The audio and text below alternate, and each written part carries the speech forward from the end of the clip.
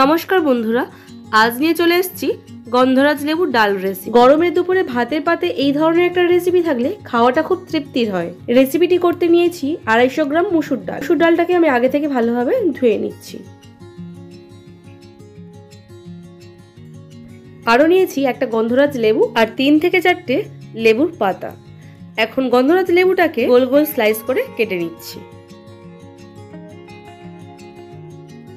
এইভাবে 3 থেকে 4টে স্লাইস করে আমি কেটে নেব, আর সামনের আর পিছনের অংশটা বাদ দিয়ে দেব।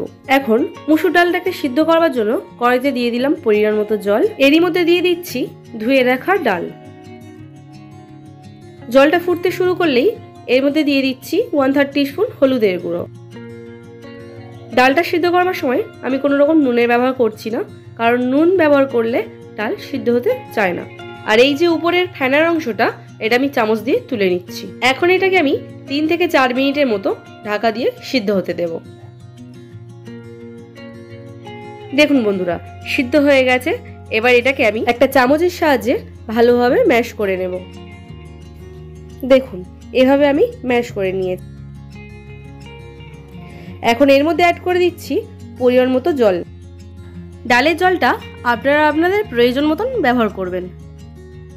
এখন ডালটাকে নামিয়ে নেব। এখন কড়া গরম করে দিয়ে দেবো পরিমাণ মতো সর্ষের তেল। তেল গরম হয়ে যাওয়ার পর এর মধ্যে দিয়ে দিলাম 5 ফোড়ন আর একটা শুকনো লঙ্কা। ফোড়নটা থেকে একটা সুন্দর ফ্লেভার ছাড়লে এর মধ্যে দিয়ে দেবো সিদ্ধ করে রাখা ডাল।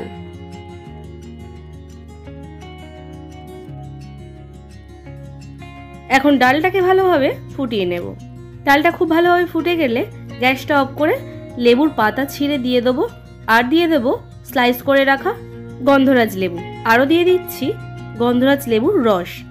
এভাবে কিছুক্ষণ রেখে দিলে গন্ধরাজ লেবুর ফ্লেভারটা ডালের মধ্যে চলে যাবে। তাহলে চলুন, রেসিপিটা একদম রেডি। এবার এটাকে নামিয়ে নেব। এরপর দেখা হবে অন্য কোনো রেসিপি নিয়ে।